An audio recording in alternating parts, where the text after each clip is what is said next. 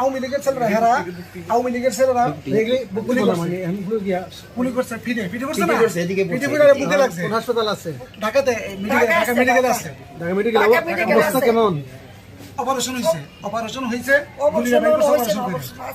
আজকে জি দুইটার সময় দোয়ার জন্য আসছি আপনাকে সান্ত্বনা দেওয়ার জন্য আসছি আমরা হেফাজতে ইসলাম বাংলাদেশের পক্ষ থেকে আসছি আমাদের জামিয়া নসিয়ার সম্মানিত মুহতামিম সাহেবকে নিয়ে আসছি আমরা দোয়া করি আপনার ছেলেকে আল্লাহ তাআলা দ্রুত সুস্থতা দান করুন এবং আমরা অল্প সহযোগিতা চিকিৎসা বাবদ অল্প সহযোগিতা আপনাকে করতেছি